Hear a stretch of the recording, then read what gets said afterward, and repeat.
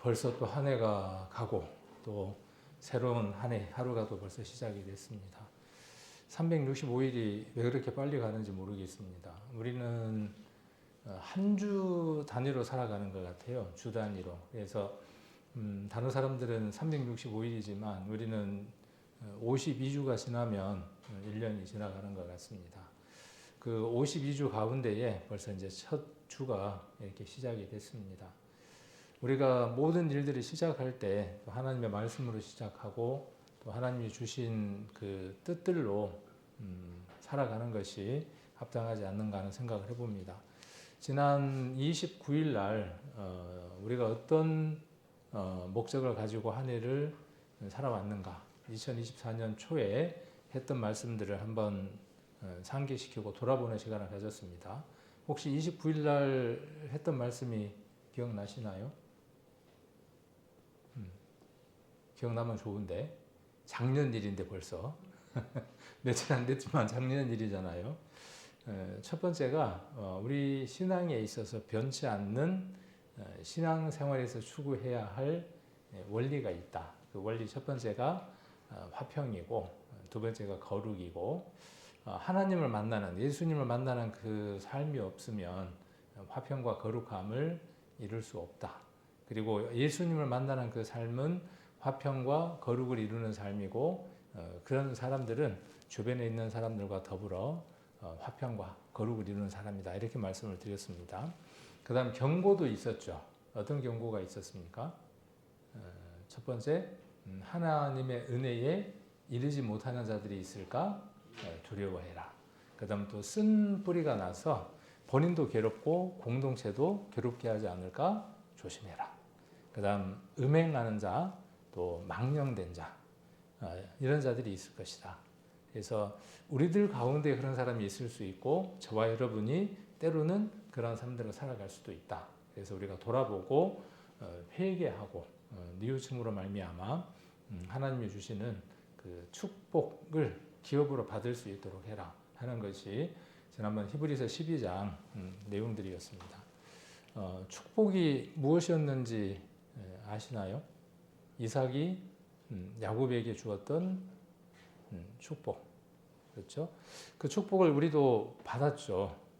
아브라함이 이삭에게, 이삭이 야곱에게, 그리고 예수 그리스도에게 그 예수 그리스도의 옷, 예수 그리스도의 향치, 야곱이 에서의 옷을 입음으로 말미암아 잘 보지 못하는 그 아버지의 향기, 그 코로서 향치를 맛보게 하고 냄새를 맡게 하고 축복을 얻게 되죠. 우리도 마찬가지입니다. 우리가 무엇인가 잘해서 특별함이 있어서 은혜를 누리고 이렇게 풍성함을 누리고 살아가는 것이 아니라 예수 그리스도의 옷, 그것을 우리가 옷 입었기 때문에 하나님께서 눈 감아 주시는 것이죠. 그렇게 하나님이 약속하셨기 때문에 눈 감아 주시는 겁니다. 그래서 우리가 그 복을 우리가 기업으로 받았습니다.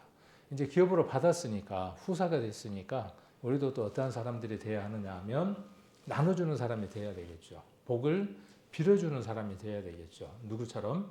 아브라함처럼, 이삭처럼, 야곱처럼.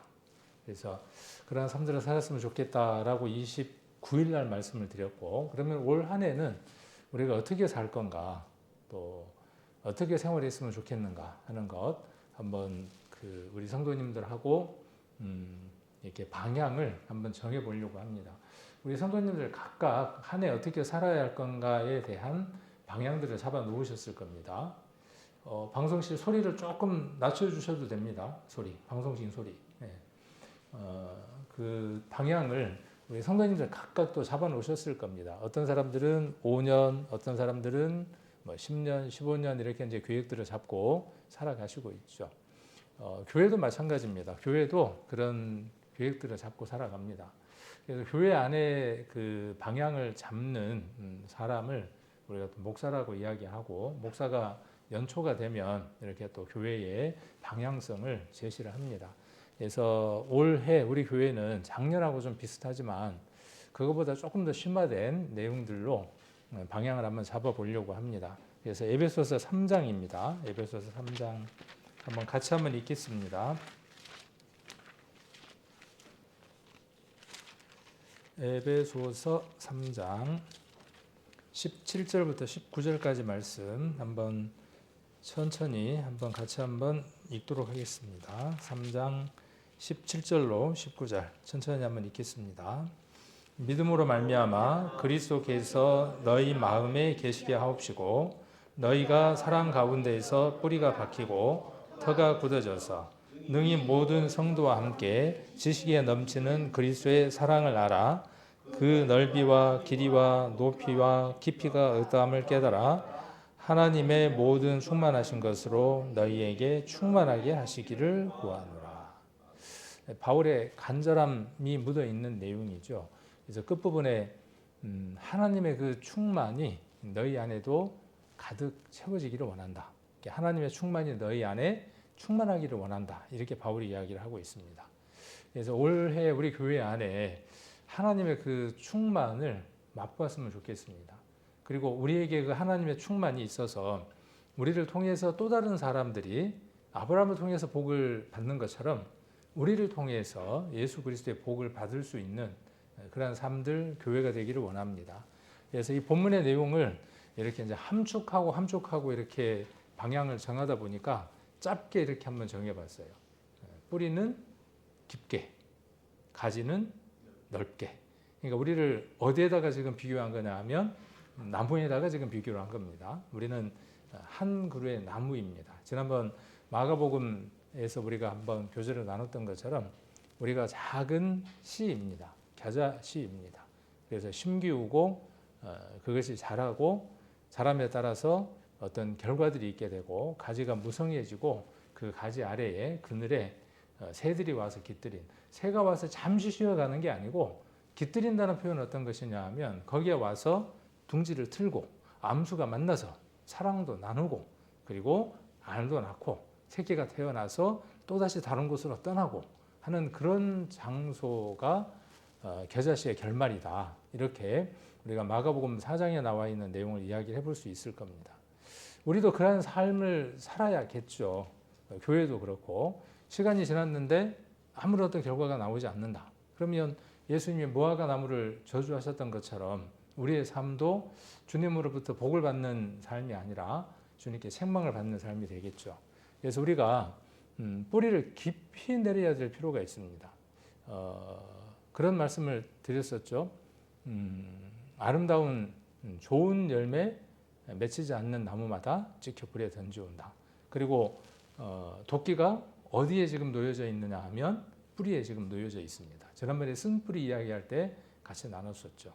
그래서 우리가 뿌리를 내릴 때 우리의 뿌리가 쓴뿌리인지 하나님이 기뻐하시는 뿌리인지 우리가 잘 구분할 필요가 있겠죠. 그래서 우리의 뿌리가 깊이 우리가 뿌리가 깊이 내려간다 그러면 떠오르는 성경이 있나요? 어떤 성경이 저는 떠오르느냐 하면 시편 1편이 떠오릅니다. 시냇가에 심기운 나무. 저와 여러분은 시냇가에 심기운 나무입니다.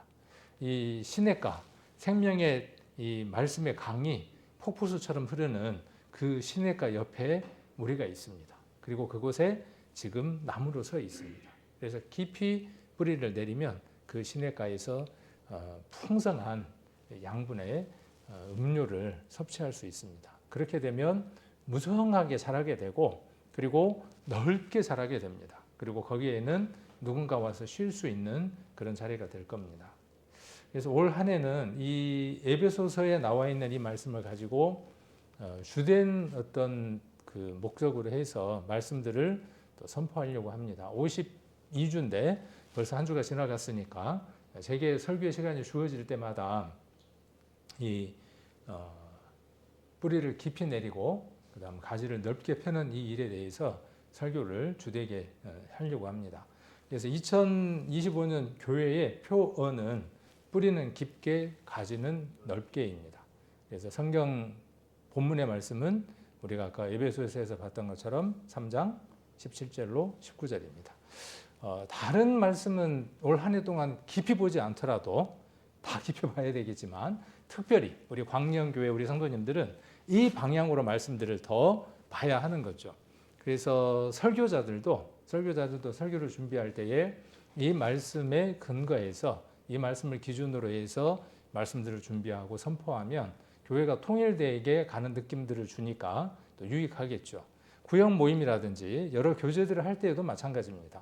교회가 말씀으로서 한 방향이 되어져야 하는 겁니다. 우리가 가나안을 들어갈 때에 법궤를 맨 제사장이 요단강 물에 발을 디뎠을 때에 강이 갈라지는 것처럼 우리 교회의 앞길이 지나갈 수 없을 것만큼 힘들 것 같은 그런 느낌이 들지만 우리가 하나가 되어져서 말씀을 메고 그 말씀대로 우리가 한 말씀대로 준행한다면 어떤 어려움도 건너갈 수 있지 않을까 하는 생각들을 한번 해봅니다.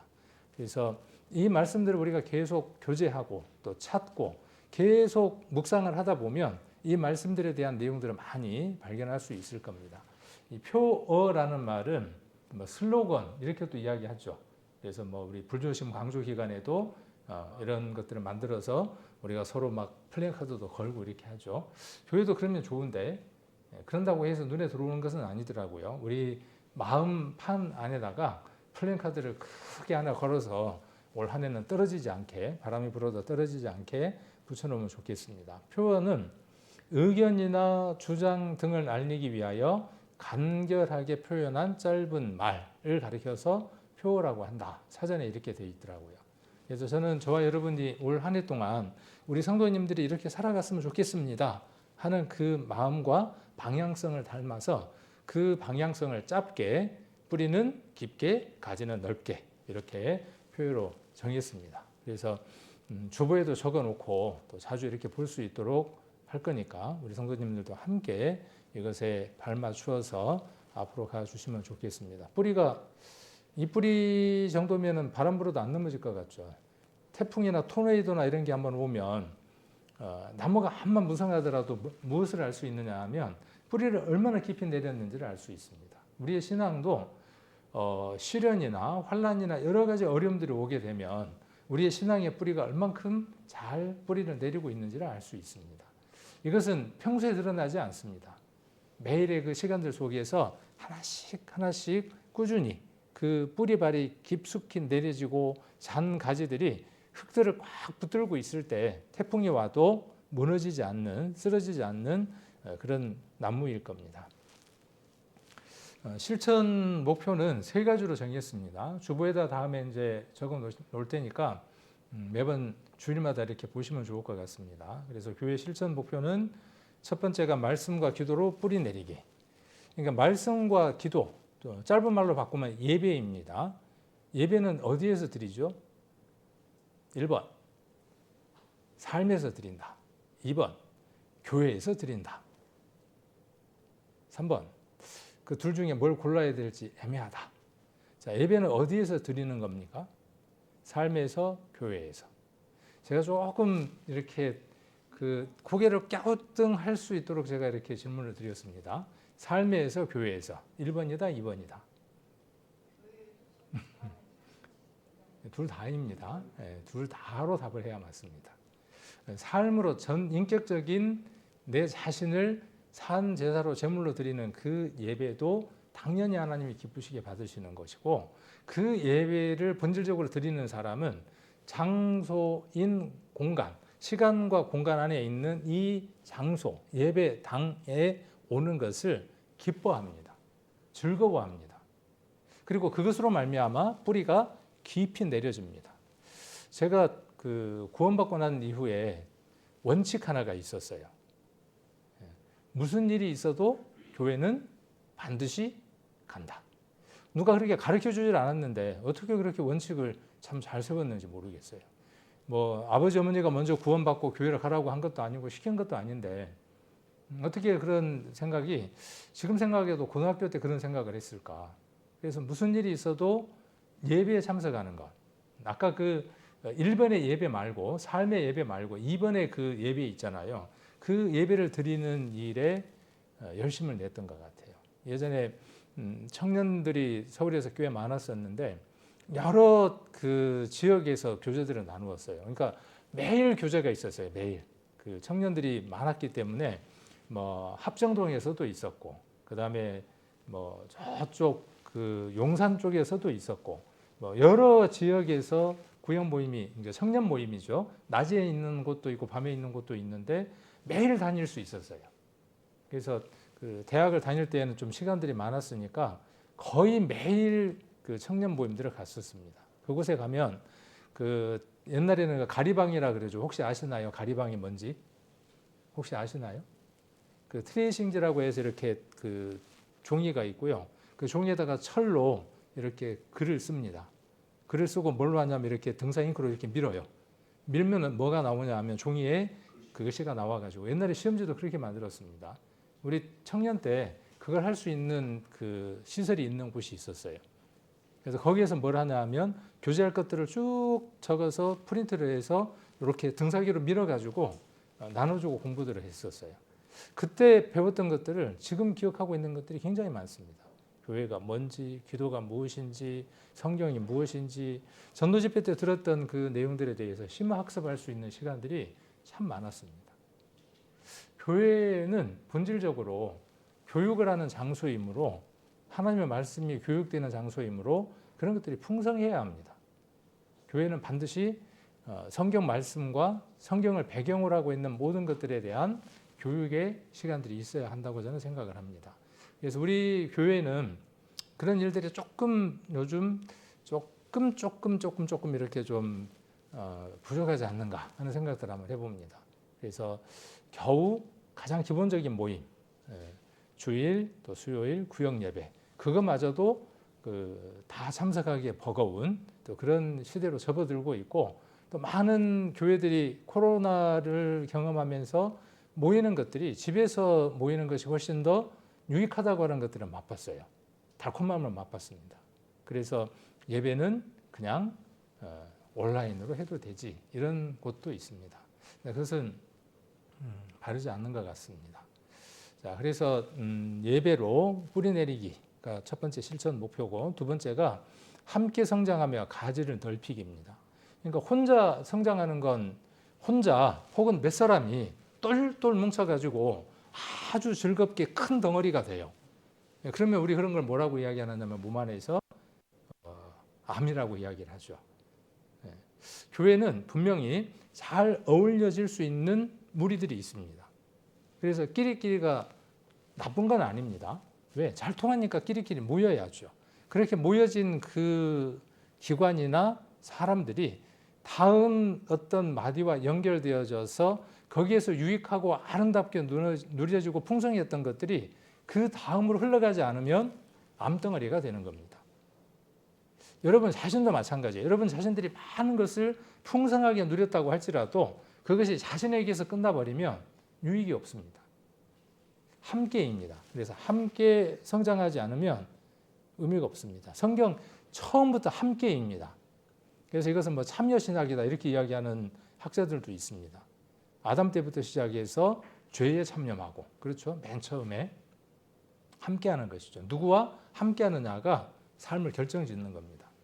그래서 함께 성장하고 가지를 넓혀가야 하고 이렇게 성장한 것이 어디까지 영향을 미쳐야 하느냐 하면 세상 속으로 펼쳐져야 합니다.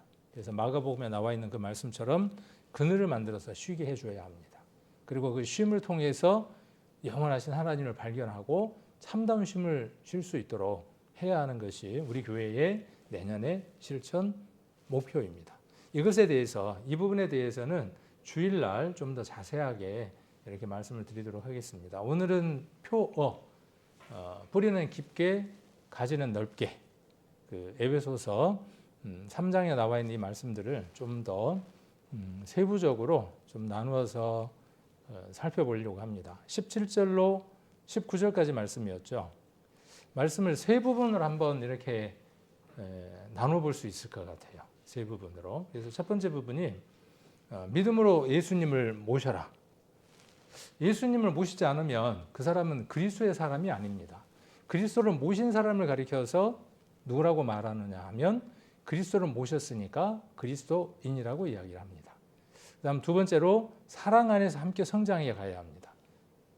오늘 본문의 내용 가운데 이런 내용들이 있다라고 제가 깨달아지고 우리 성도님들하고 함께 이렇게 나누고 싶어서 이런 부분들로 정리를 하고 있는 겁니다. 그리고 세 번째가 하나님의 충만함을 경험해야 하는 겁니다. 하나님의 충만은 얼만큼일까요? 우리가 충만할 수 있는 충만은 어디까지일까요? 그릇으로 친다면 우리의 그릇은 몇 톤짜리일까요? 몇 톤짜리일까요? 몇 리터짜리일까요? 하나님의 그 충만은 하나님이 충만하시다 할 때 그 충만의 양은 몇 리터일까요? 뭐 우리가 상상할 수 없겠죠. 이런 부분들을 우리가 말씀을 통해서 한번 생각해 볼 수 있다 그러면 유익할 것 같아요. 올 한 해 동안 하나님의 그 충만을 내가 충만하게 채운다. 그러면 어떤 일이 생기겠습니까? 아마 어마어마한 일이 될 겁니다. 올 한 해 동안. 그래서 먼저 이 부분부터 하나씩 한번 나눠보도록 하겠습니다. 17절에 보시면 믿음으로 말미암아 그리스도께서 너희 마음에 계시게 하옵시고. 말씀을 우리가 잘 한번 이렇게 묵상을 해보면 우리가 그동안에 이야기하고 교제했던 모든 내용들을 다 담고 있습니다. 자, 예수 그리스도가 우리 안에 오시게 하는 방법이 어떤 방법이 있을까요? 예수님이 내 안에 내 주님이 된다 할 때 그 내 주 말고 그 주님이 내 안에 존재할 수 있도록 계실 수 있도록 하는 방법은 어떤 방법이 있나요? 산으로 가야죠. 기도를 해야죠. 나무 뿌리를 막 잡고 흔들어야죠. 주여 주시옵소서. 그러면은 주님이 내 안에 오셔서 내주하시나요? 자, 그 답이 아주 신사적으로 객관적으로 쉽게 적혀져 있습니다. 주님이 우리 안에 오시는 것은 어떻게 오시느냐 하면 믿음이라고 하는 것으로 말미암는다. 믿음을 통해서 오신다. 우리가 요한복음에서는 영접하는 것이죠. 그분께서 그분의 땅에 오셨는데 그 백성들은 그분을 영접하지 않았습니다. 그런데 영접하는 자, 곧 그분을 믿는 자는 하나님의 자녀가 되는 권세를 주셨다라고 요한복음에 이야기를 하고 있습니다. 우리도 많은 사람들이 주인인 그분이 주인의 땅에 오셨습니다. 그 땅, 우리도 땅입니다. 우리도 한 땅입니다. 이 땅에 누가 오셨냐 하면 주님 이미 오셨습니다. 그런데 우리는 그동안에 그분을 주님이라고 생각하지 않고 전혀 반응하지 않고 살아왔습니다. 우리가 말씀을 통하여 우리의 어둡던 눈들이 밝아지고 우리의 마음의 눈들이 열리고 영안이 열리면서 그분이 멀리 계신 것이 아니라 내 가까이 계셨고 오시려고 내 안에 들어오시려고 문을 열고 들어오시려고 준비하고 계셨다는 것을 우리는 발견하게 됐죠. 그리고 믿음의 눈으로 우리의 마음의 문을 열고 그분을 모셔드렸습니다. 언제 그렇게 하셨습니까? 언제? 그렇죠. 그날이 있죠, 분명히. 자, 그래서 믿음으로 말미암아 그리스도께서 너희 마음에 계시게 해야 하는 겁니다. 근데 이건 한 번만일까요? 진행형으로 지속적으로 계속 유지돼야 되는 걸까요? 지속적으로 계속 유지돼야 하는 거죠. 그분이 내 안에 계실 수 있도록. 자, 이렇게 계신 몸을 가리켜서 뭐라고 이야기하죠? 고린도전서에서는 주님께서 계시는 몸을 가리켜서 성전이라고 이야기를 하셨어요.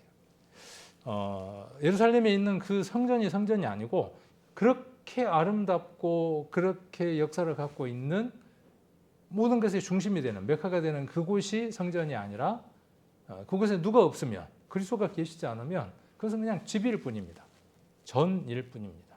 그러나 그분이 계신 곳이 어디냐 하면 거룩한 분이 계시는 곳이 거룩한 집인 겁니다. 그 거룩하신 분이 어디에 계시는 거예요? 우리 안에 계시는 거죠. 내 마음 그리스도의 집이라는 그 옛날에 책, 소차 조그마한 책이 있었죠.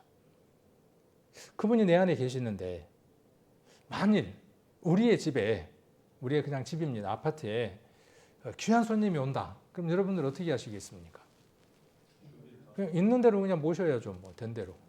우리 집에 지금 고양이가 막 난리거든요. 제가 우리 집에 가면 불을 최대한 어두운 불을 켜요. 왜 그런지 아십니까? 바람이 불면 고양이 털이 날리거든. 그러니까 고양이 털을 안 불려고 불을 희미하게 켜고 살아요. 만일 제가 정말 존경하고 정말 사랑하고 정말 귀하게 생각하는 사람이 우리 집에 온다고 했을 때, 오신다고 했을 때 어떻게 하겠냐는 거죠. 고양이가 이쁘고 귀하고 정이 들었지만은 어디 한쪽에 좀 잘 가둬놓고 막 쓸고 청소하고 난리가 안 나겠습니까? 우리의 마음이 그렇다고요. 우리의 마음이 온갖 것들로 털이 날리고 있죠. 그런데 그분이 우리 안에 오셨다예요. 그리고 그분이 우리 안에 계속 계시겠다는 거예요.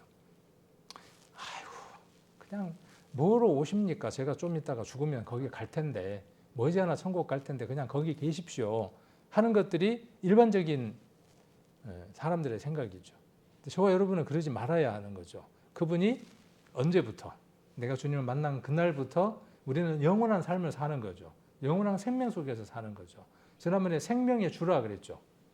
생명의 시작이고 생명의 과정이고 생명의 끝, 영원하신 그 생명, 그분이 우리 안에 오신 것이죠. 성도라는 말을 여러 가지로 정의를 내릴 수 있었죠. 우리는 점점 그리스도 아는 지식들이 자꾸 커져가는 겁니다. 성도라는 말은 거룩한 무리, 그렇죠? 그 다음 또요, 구별된 무리, 또요, 뭐 여러 가지로 이야기할 수 있는데, 지난번에는 제가 시편을 이야기하면서 이렇게 말씀을 드렸습니다. 하나님을 친근히 하는 자를 가리켜서 성도라고 이야기한다 그랬어요. 그러니까 하나님을 친근히 하면 어떻게 되느냐 하면, 먹을 가까이 하면 먹물이 묻는 것처럼, 연탄을 가까이 하면 연탄이 묻는 것처럼, 그 거룩하신 분을 친근히 하는 사람은 거룩이 배어드는 겁니다. 스며드는 겁니다. 예전에 제가 이런 얘기를 자주 했는데, 십자가의 처음보다 더한 형벌 하나가 있다. 문헌을 찾아보기는 어렵지만 페니키아인들이 만든 그 십자가 형보다 더 큰 형벌 하나가 있는데, 십자가에 못 박혀 죽은 사람에게, 그 죽은 시신에게 산 사람을 코는 코대로 맞닿고 눈은 눈대로 맞닿고 배는 배대로 맞닿게 해서 묶어두고 매달아서 십자가 위에다가 죽게 하는 형벌이 있다. 그렇게 말씀 한번 드린 적이 있죠. 서서히 배어들어서 그 죽음이 산 사람을 삼킵니다. 그것이 우리에게는 어떤 교훈이냐 하면, 그리스도의 영원한 생명이, 거룩함이 우리의 죽은 몸과 하나가 되어질 때 죽음의 능력은 아주 강합니다.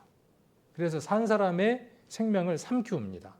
그러나 그리스도의 생명은 영원하기 때문에 우리의 죽음을 무엇으로 삼키느냐 하면, 영원한 생명이 우리의 죽음을 서서히 삼켜가기 시작을 합니다. 이것이 그리스도인의 삶입니다. 내가 그리스도와 함께 십자가에 못 박혔다고 하는 귀중한 사실입니다. 이것이 신앙생활에 있어서 가장 중요한 초점입니다. 그 초점 안에 무엇이 있느냐 하면, 그리스도가 내주하신다고 하는 인식입니다. 이것이 없으면 변화가 없습니다. 이것이 없으면 성화가 없습니다. 자, 그래서 오늘은 성도라는 말에 하나를 더해 볼 수 있어요. 성도라는 말에 무엇을 하나 더 할 수 있냐 하면, 믿음이 있는 자라는 말이 성도라는 말에 하나 더해 볼 수 있습니다. 그래서 그 말을 한자로 바꾸면 신자라고 바꿀 수도 있죠. 성도라고 하기도 하고 신자라고 이야기를 합니다. 믿는 자입니다. 그래서 우리가 예수 그리스도를 믿음으로 말미암아 우리 안에 누가 오시느냐 하면, 그분이 우리 안에 오시는 겁니다. 자, 고린도 후서 13장 5절 외우고 계시는 분들도 많죠. 그리고 저는 이 말씀이 제게 늘 되묻고 하는 말씀이기도 합니다. 구원받지 않았는데, 구원에 관해서 내가 구원받지 않았는데 구원받았을 것이라고 확신한다 그러면 아주 위험한 거죠. 그렇죠?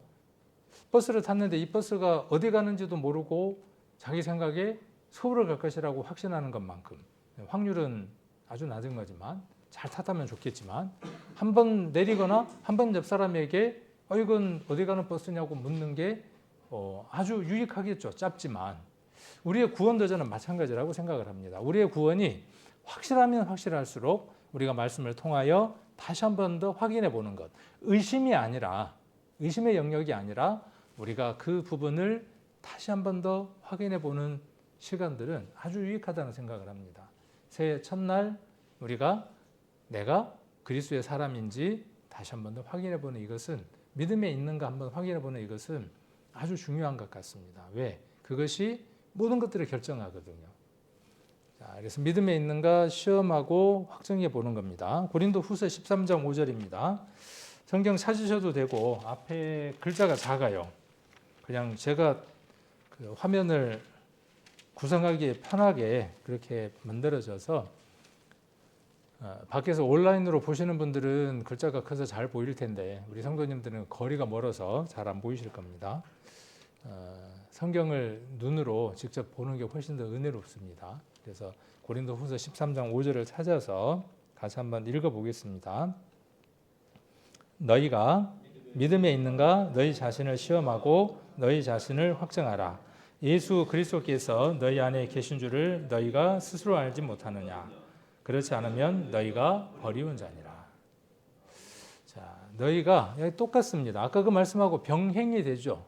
믿음에 있는가 너희 자신을 시험하는 겁니다. 그리고 확정해야 하는 겁니다.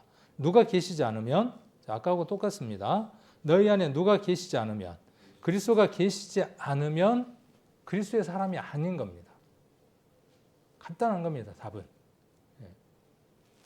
자, 그래서 돋보기로 한번 심장을 한번 살펴봐야죠. 한번 들여다봐야 하는 겁니다. 그래서 제가 한자로 기독부재라고 이렇게 너희 안에 스스로 계신 줄 알지 못하느냐 하는 그 말을 그리스도가 계시지 않는다라는 말을 한자로 바꿔보니까 기독. 옛날에 예수 그리스도라는 말을 한자로 차음해서 기독이라고 썼습니다.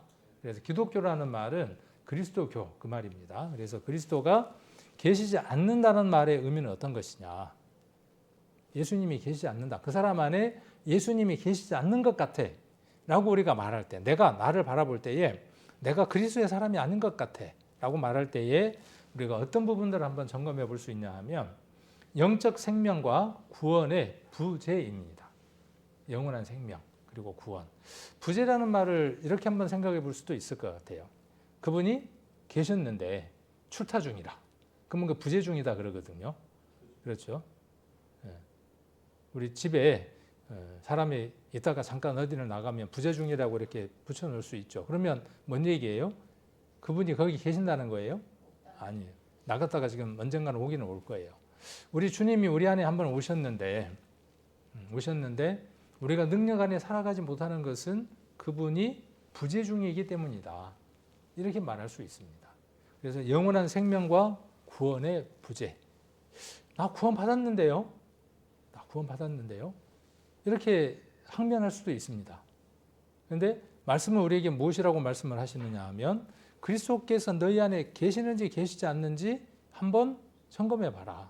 그렇다면 지금의 삶이, 지금의 모습이 하나님 안에서 합당하냐. 그렇게 말씀하고 계시는 거죠. 자, 그 다음 두 번째로 성령이 내주해야 하는데 계시지 않는 거죠. 자, 그 다음 행위로 드러나는 불순종이에요. 행위로 드러나는 불순종. 그리스도가 우리 안에 계시지 않으면 열매 맺는 믿음의 열매와 성화의 과정의 삶이 나타날 수 없습니다. 구원을 받았다는 것은 우리가 죄의 책임으로부터 벗어났다고 하는 사실을 깨달은 것이 구원입니다. 죄 사함이라고 하는 것은 내가 어떠한 죄이든 그 죄의 값이 그리스도의 피로 말미암아 다 해결되어졌다고 하는 것으로서 내가 더 이상 그 죄의 값을 갚지 않아도 된다고 하는 사실을 깨달은 것이 죄책으로부터 자유롭다고 하는 것이 구원입니다. 그리고 그 구원은 우리로 하여금 그리스도가 우리 안에 오셔서 성령이 오셔서 우리를 지배하도록 하는 첫 단계가 됩니다. 자, 그런데 죄 책에만 관심을 갖는다면 성령이 오신 것에 대한 인지나 그분을 덧입고 살아가는 삶에 대해서는 무지하게 됩니다.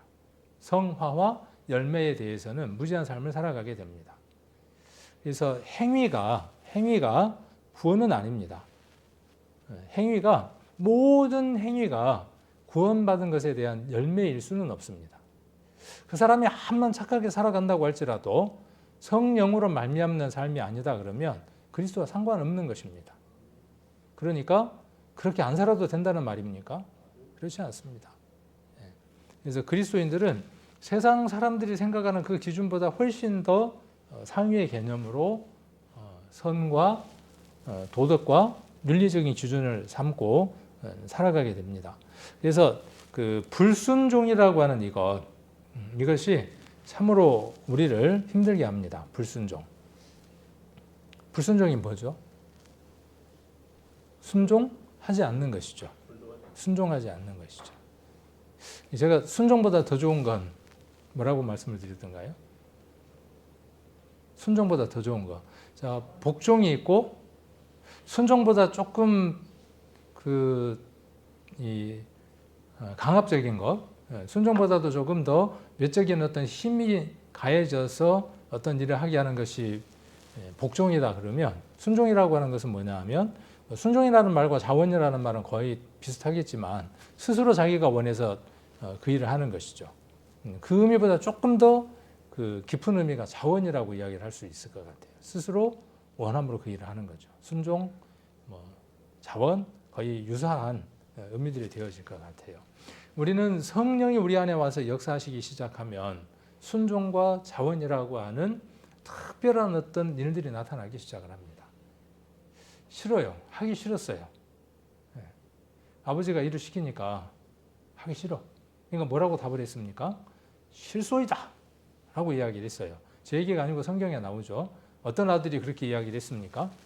아들이 둘인데 둘 중에 하나가 실소이다 그랬단 말이에요.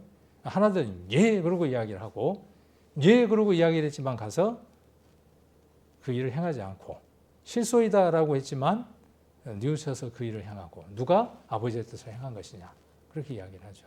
예라고 대답을 하고 예라고 대답하고 가서 그 일을 준행했다면 만점짜리겠죠. 만점짜리. 우리는 말씀 속에서 어떠한 말씀이든 우리의 본성, 본능 이 모든 것들을 거스릴 수 있는 훈련들이 필요합니다. 악평했던 그 이스라엘의 다수처럼 우리 안에는 다수가 있습니다. 세상을 경험하고 세상의 맛을 들인 악평하는 다수가 우리 안에 가득 자리를 차지하고 있습니다.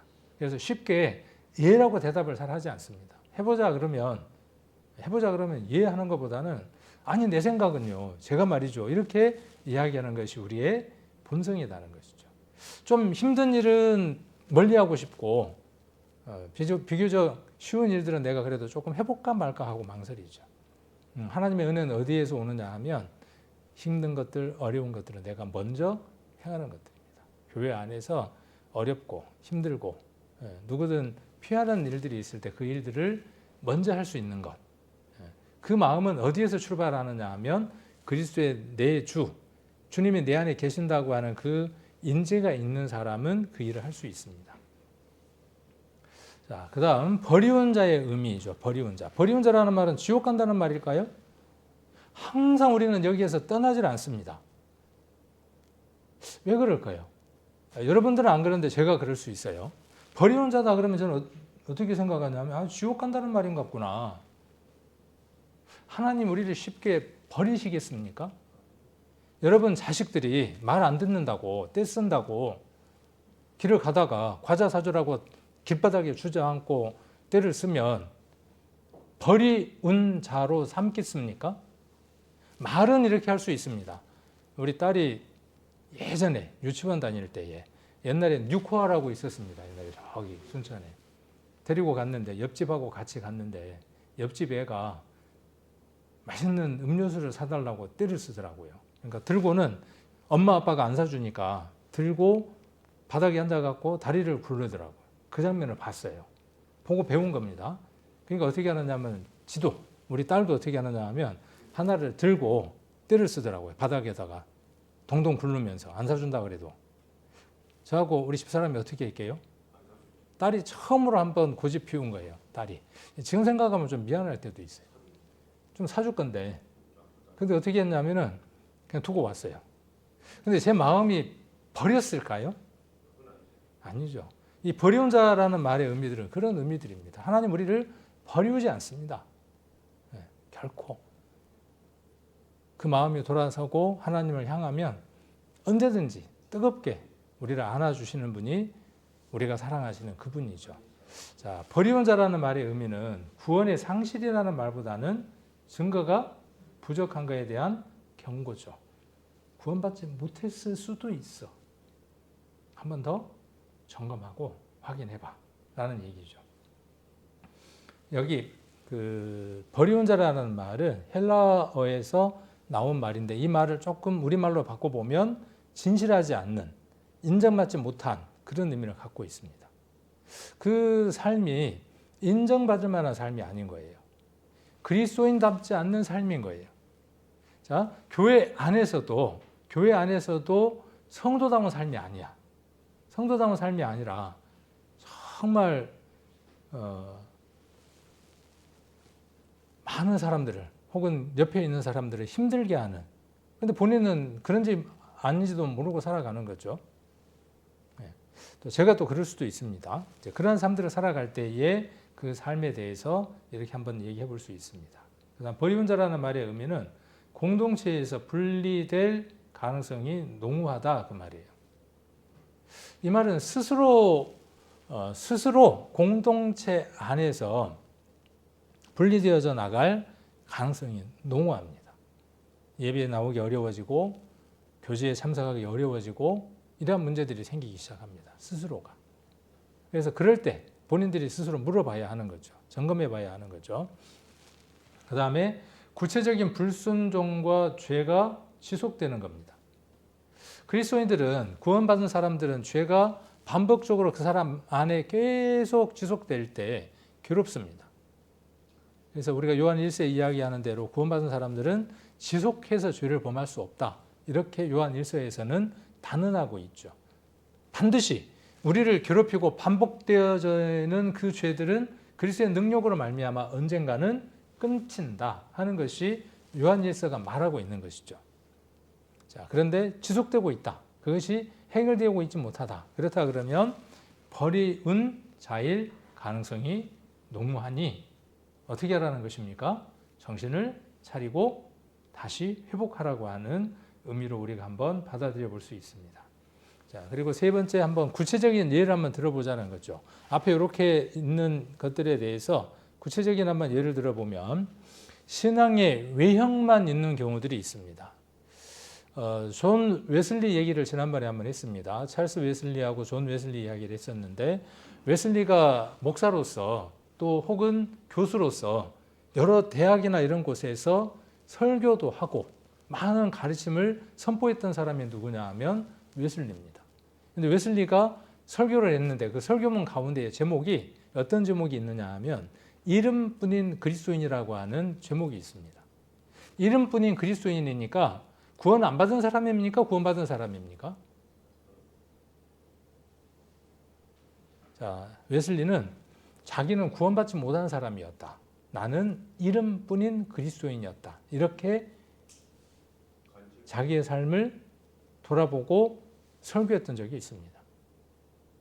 그러니까 많은 유명한 사람들도 복음을 전하고 했던 복음을 그 입으로 이야기했어요. 그렇게 했지만 그 당사자인 사람이 자기 안에 그리스도가 주재하지 못했던, 내주하지 못했던 고백을 하고 있다고요. 우리도 우리의 삶들 가운데에서 변화가 없다면, 그리고 그 변화에 대해서, 성화에 대해서 아무런 지각이나 생각이 없다면, 내가 구원받았으니까 죄에 대한 거는 내가 책임지지 않아도 돼. 그러니까 죄가 나를 주장해도 상관없어. 그렇게 이야기한다면 문제가 있는 거죠.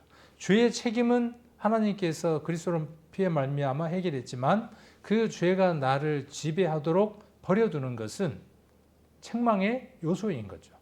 죄가 나를 지배하지 못하도록 성령께서 우리를 이끌어 가신다고 말씀하고도 계신데도 불구하고 거기에 대한 반응이 없다면 문제인 겁니다. 그래서 이름뿐인 그리스도인이라면 그 사람은 구원받지 못한 사람입니다. 교회를 열심히 나온다고 할지라도, 복음을 그렇게 이야기한다고 할지라도 구원받지 못했을 가능성이 강하게 한번 의심을 해볼 수 있습니다. 그 다음 자기 중심적인 삶을 사는 겁니다.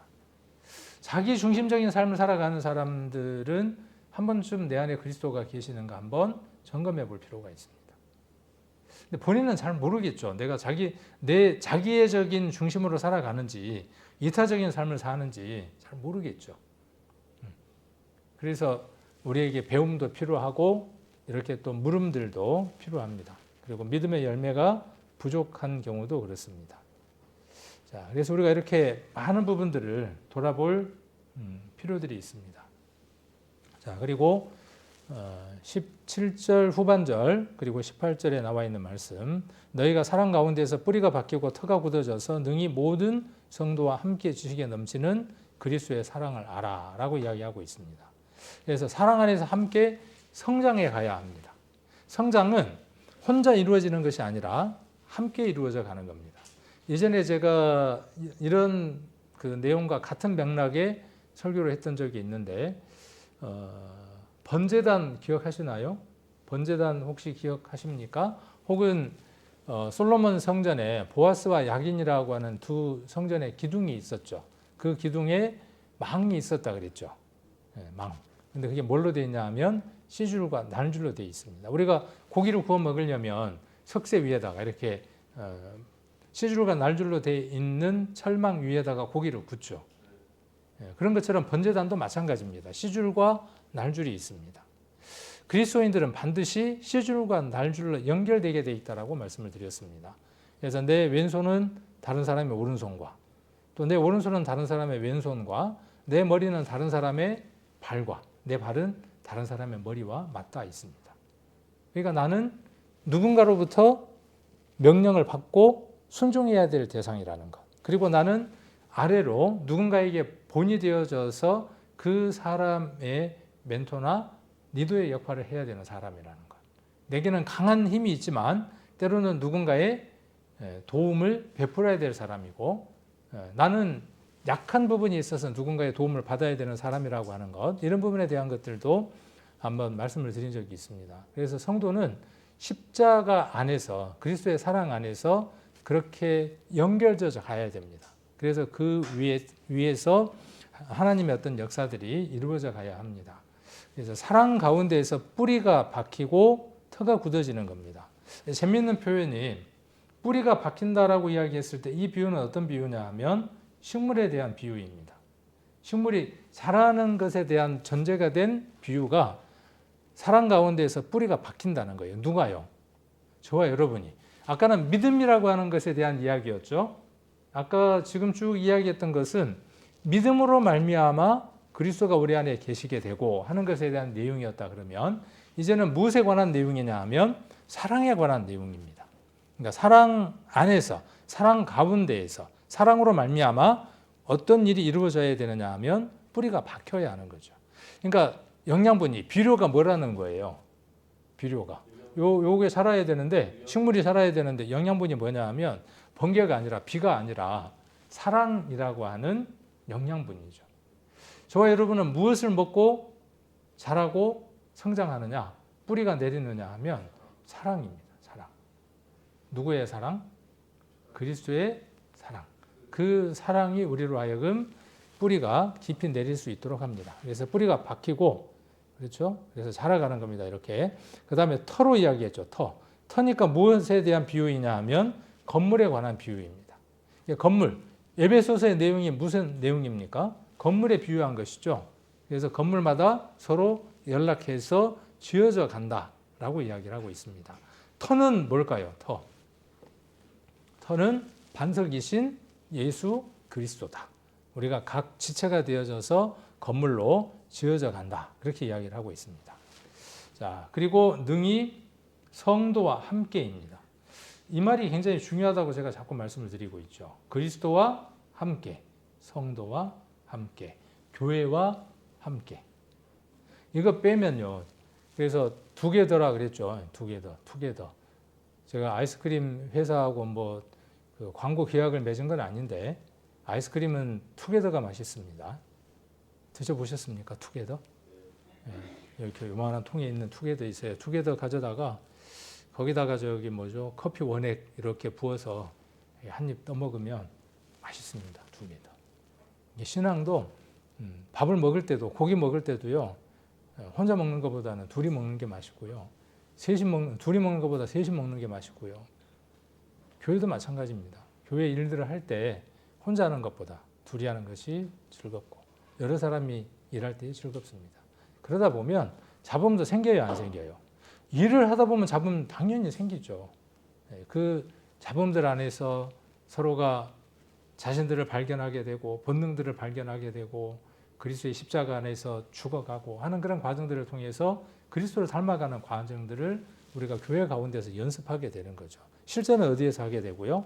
세상에서 우리가 실전을 하게 됩니다. 그래서 성도와 함께 해야 하는 겁니다. 아까 우리가 봤던 이 말씀 가운데에서 뿌리가 박히고 터가 굳어진다 그랬죠. 그리고 모든 성도와 함께 한다 그랬어요. 골로새서에 보면 골로새서를 한번 보겠습니다. 골로새서 2장.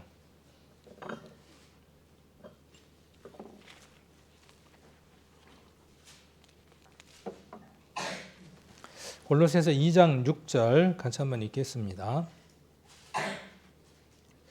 그러므로 너희가 그리스도 예수를 주로 받았으니 그 안에서 행하되 그 안에 뿌리를 박으며 세움을 입어 교훈을 받은 대로 믿음에 굳게 서서 감사함을 넘치게 하라. 자, 뿌리를 박고 세움을 입어야 하는 겁니다. 아까는 사랑 안에서라고 이야기됐고 여기는 그 안에서 그리스도 안에서 그렇게 뿌리가 박혀야 하는 겁니다. 고린도전서 3장에서 우리가 잘 아는 대로 터가 나오죠. 그리고 거기에다 뭘 지어 올립니까? 집을 지어 올리죠. 그리고 그 올린 것에 대해서 무엇으로 시험을 받습니까? 공력으로 시험을 받죠.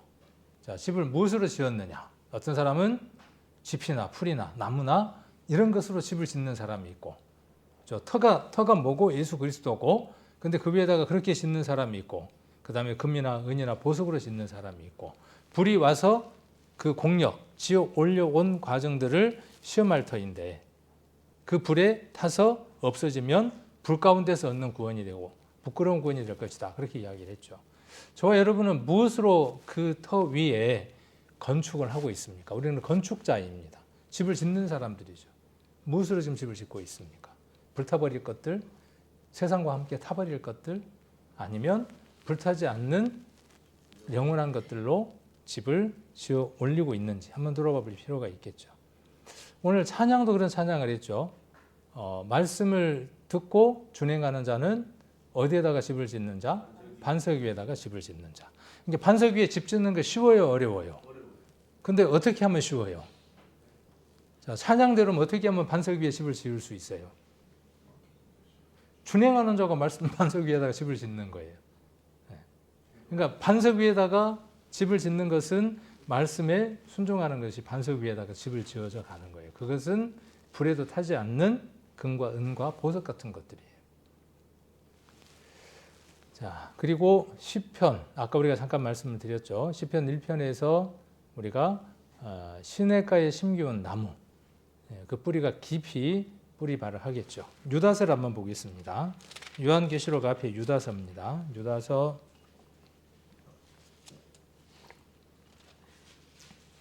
20절입니다. 유다서 20절 찾으셨습니까? 네, 크게 같이 한번 읽겠습니다. 사랑하는 자들아, 너희는 너희의 지극히 거룩한 믿음 위에 자기를 건축하며 성령으로 기도하며. 자, 자기를 건축하는 겁니다. 누가 지어줍니까?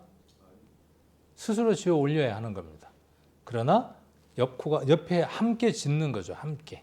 다 건축자들입니다. 집이 아름답게 지어지려면 서로 상호 연결되어져야 되겠죠. 자, 어디 위에다가? 자, 지극히 거룩한 믿음 위에다가 짓는 겁니다. 이게 아니면 그 집은 무너지는 집이에요. 아무런 의미가 없는 모래 위에 지은 집이 되는 겁니다. 반석 위에 지은 집이 아니라. 그래서 지극히 거룩한 믿음이에요. 그리스도와 함께하지 않는 믿음은 아무것도 아닙니다. 그리스도와 함께할 때 그 믿음은 그리스도가 거룩하신 분이므로 그 믿음이 거룩한 믿음이 되어집니다. 자, 누구와 함께라고 아까 잠깐 말씀드렸냐 하면 성도와 함께입니다.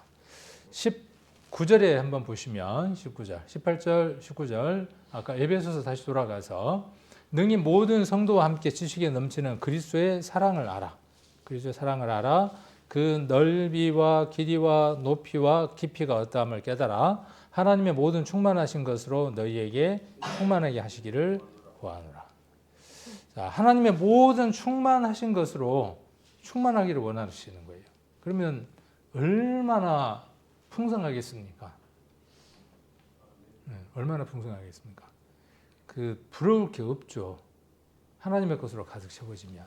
자, 하나님은 어떤 분이시죠?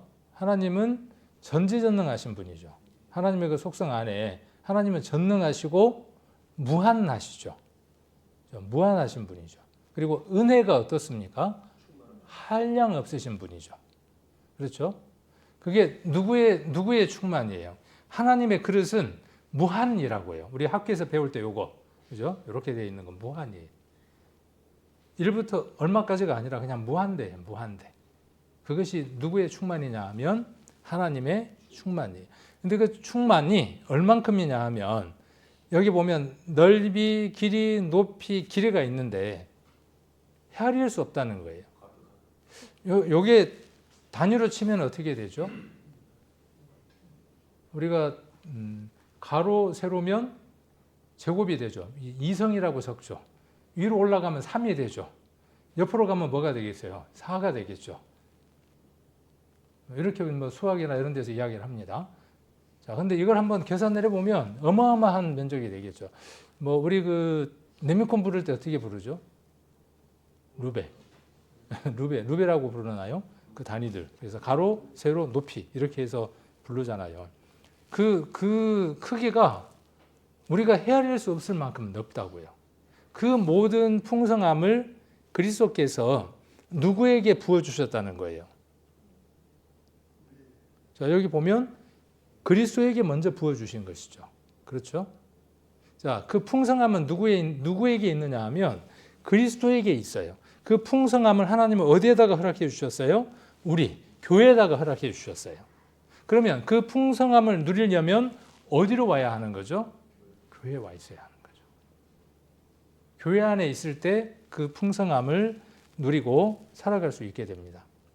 이게 풍성하지 못한 것은 어쩌면 이 교회 안에서 그 풍성함을 맛보지 못하고 또 반면 교회가 그리스도의 풍성함을 충만하게 채우지 못했을 때 성도들은 교회 안에서 그 맛을 볼 수 없게 되겠죠.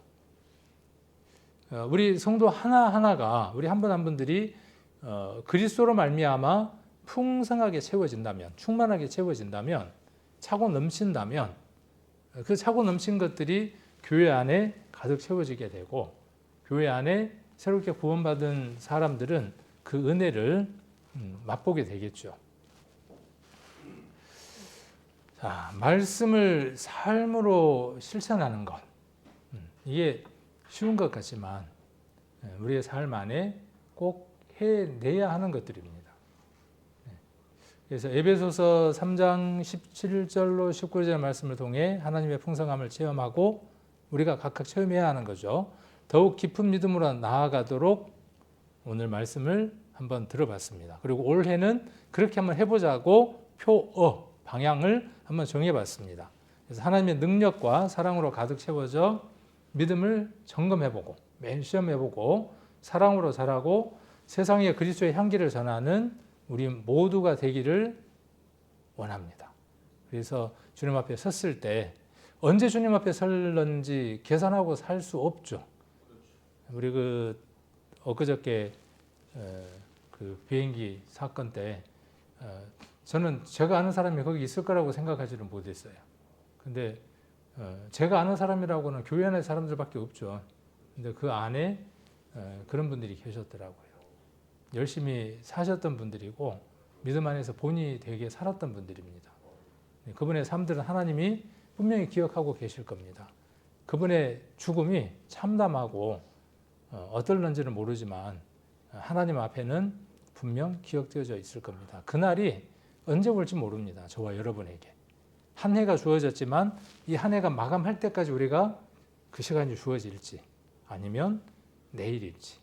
그러나 우리가 주님 앞에 섰을 때, 또 우리가 많은 성도들을 떠났을 때 우리 성도들이 그분의 삶을 아름답게 기억할 수 있도록, 하나님 앞에 우리의 삶들이 아름답게 기억될 수 있도록 매일의 삶을 점검하고, 오늘 이 말씀의 방향에, 표어에 우리가 이야기하고 있는 것처럼 뿌리는 깊게, 가지는 넓게 올 한 해 이렇게 한번 펼치면서 살아가는 우리 귀한 성도님들 되셨으면 합니다.